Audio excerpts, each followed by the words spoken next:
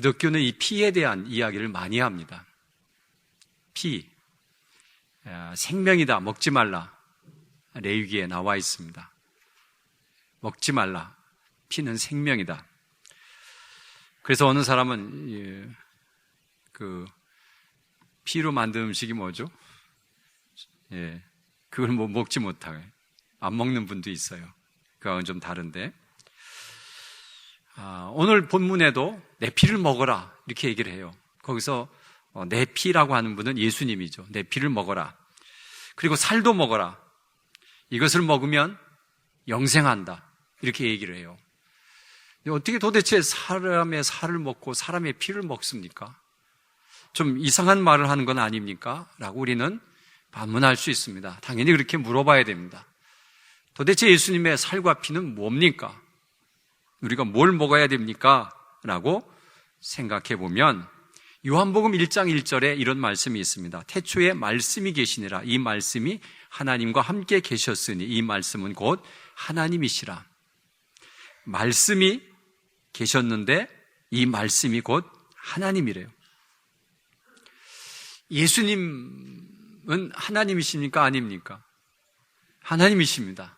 성삼위일체 그 논리에 맞는 하나님이십니다. 요한복음 1장 14절에 이렇게 말합니다. 말씀이 육신이 되어 우리 가운데 거하심에 우리가 그의 영광을 보니 아버지의 독생자의 영광이요 은혜와 진리가 충만하더라. 말씀이 육신이 되어서 우리에게 오신 분이 예수님이라는 겁니다. 말씀이 육신이 되어? 우리는 좀 생소하지만 말씀으로 천지를 창조하시고 또 말씀으로 육신이 되어 이 땅에 오신 예수님, 그분이 하신 일, 그분을 믿기만 하면, 그분을 원하기만 하면 우리는 그의 피를 먹고 마시는 것과 같은 의미를 가지고 있다라는 것을 오늘 말하고 있습니다. 예수님의 피를 먹고 마시는 것은 그분이 말씀이기 때문에 그 말씀을 먹고 마시는 것을 말하고 있구나라고 이해하시고 느끼시면 됩니다. 여러분, 예수님의 피 속에는 정말 놀라운 항체가 있습니다. 사탄은 우리에게 죄라고 하는 균을 계속 심어서 우리를 사망으로 계속 이끌어갑니다. 사탄이 이끄는 그 사망은 영원토록 죽어가는 것이고 영원토록 지옥으로 보내는 거지만 예수 그리스도의 피에 들어있는 항체는 그 모든 죄를 다 물리치시고 우리를 살려서서 영원한 생명, 영생함으로 인도하는 그 항체가 예수님의 피에 있습니다.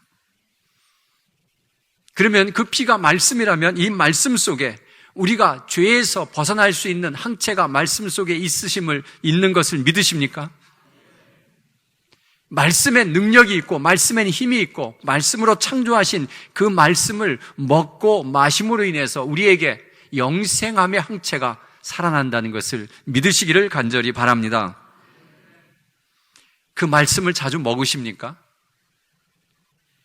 여러분, 그 참된 양식이고 참된 음료인 이 말씀을 먹어야 우리가 영이 살아납니다. 정말 건강한 영이 되어서 정말 우리 속에 하나님의 항체가 살아있어서 우리가 영생함으로 가는 그 놀라운 은혜를 입게 되는 것이 얼마나 중요한지 모릅니다. 말씀을 한 번 먹었다고 우리의 몸이 완전히 변하는 것은 아닙니다. 마치 보약을 한 번 먹었다고 그 영양소가 금방 들어오는 것 아닌 것처럼 이 말씀도 우리가 매일매일 먹어야만이 우리의 영혼이 건강하고 우리가 구원받는 역사가 일어납니다.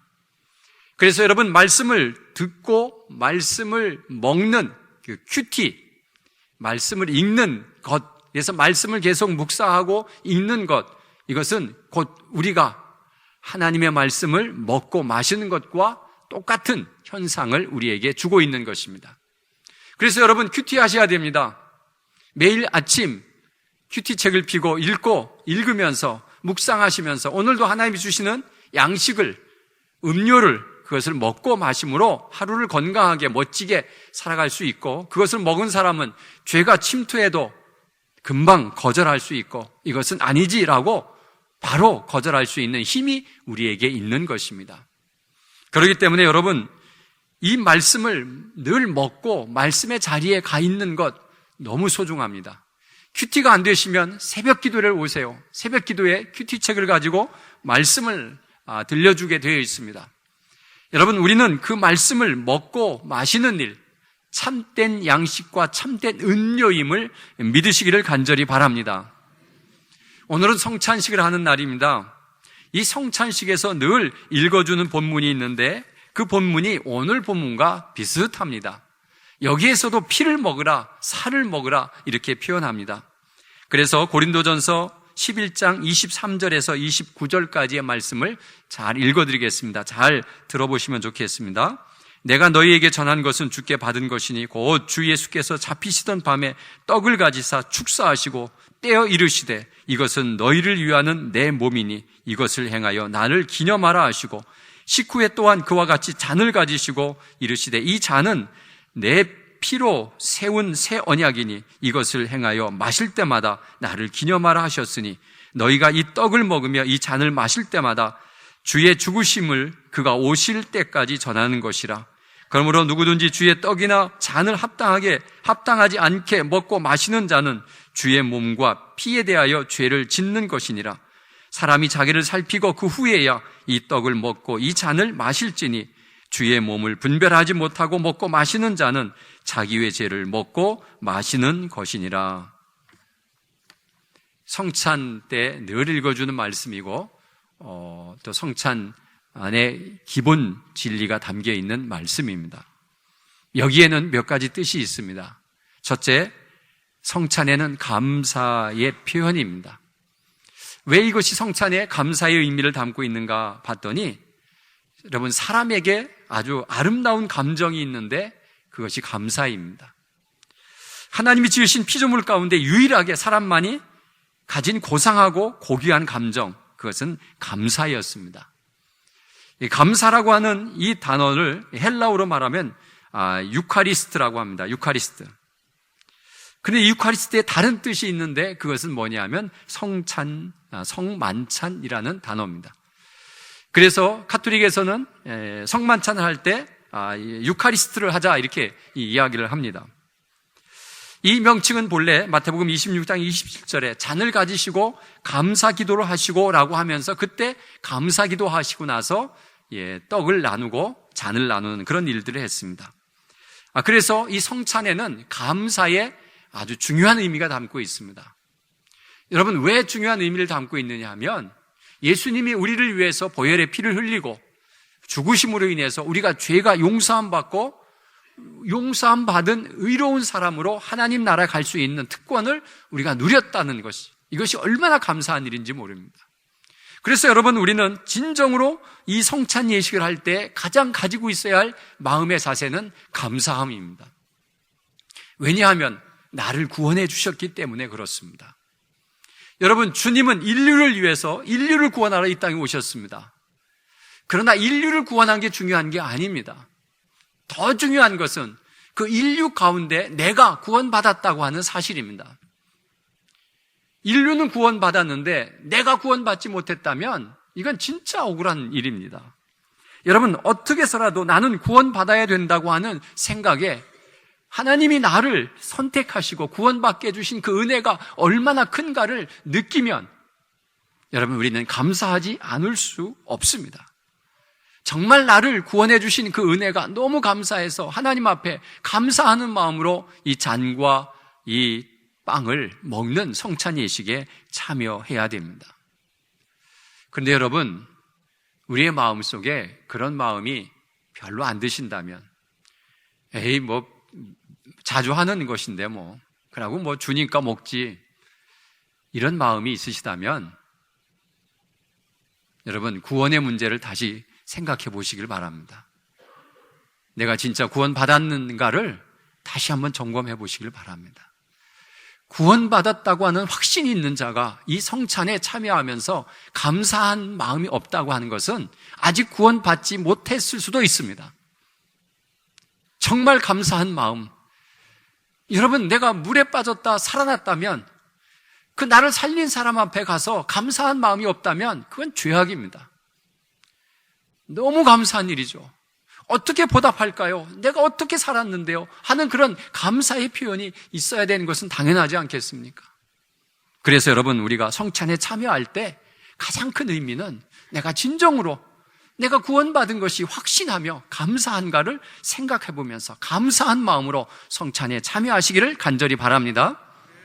두 번째는 이것을 행하여 나를 기념하라고 오늘 고린도전서 11장 읽어드리는 곳에서 나와 있습니다. 기념은 잊지 말라는 것입니다.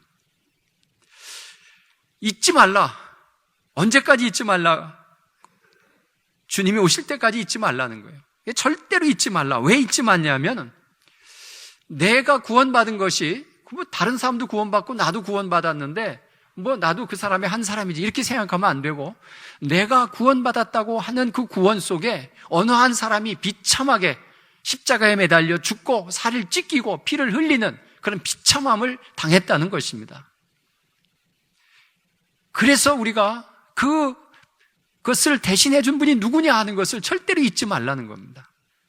그분이 예수 그리스도, 인류를 구원하신 예수 그리스도가 아니라 나를 구원하신 예수 그리스도, 그분이 나의 죄 때문에 십자가에서 그렇게 고통받고 살을 찢기고 그렇게 수모를 받고 죽어갔다고 하는 이 사실을 절대로 잊지 말고 우리가 예수 그리스도에게 감사하는 마음이 우리에게 들어야 됩니다.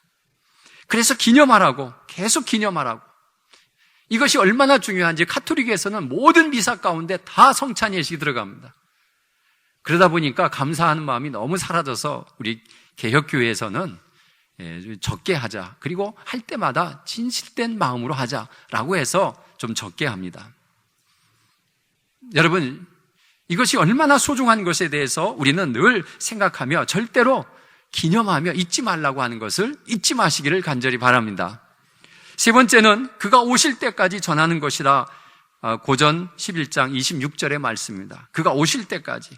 잊지 말라는데 언제까지 잊지 말까 했더니 그가 오실 때까지 잊지 말라는 것입니다. 그리고 자기만 잊지 말는 것이 아니라 이 성만찬은 곧 복음입니다. 그렇기 때문에 이 복음을 다른 사람들에게 전해서 그도 성만찬에 참여해서 구원받는 역사를 이루도록 우리는 다른 사람에게 전하라고, 그가 오실 때까지 그것을 전하라고 우리에게 말씀하고 있습니다. 여러분, 성만찬이 복음이라고 하는 이유가 있는데 그것은 우리의 죄값을 치루어, 그런데 그냥 용서해 주는 것이 아니에요. 잘못했다고 하니까 그래, 엎드 걸어 하자, 이렇게 용서하는 것이 아니었어요. 어느 한 사람을 죽여야만 됐고 어느 한 사람이 십자가에서 수많은 고통을 당해야만, 그래야만 내 죄가 없어지는 그런 결과를 가져왔기 때문에 이 성찬은 곧 복음이라고 우리가 말하면서 이 성찬에 참여할 때마다 정말 하나님이 나를 위해서 죽어주신 것이 감사하고 감격하고 그것을 잊지 마는 그런 마음의 자세가 우리에게 필요하다고 하는 것을 가르쳐주고 있습니다. 네 번째는 교회의 일치를 위한 성만찬이었습니다.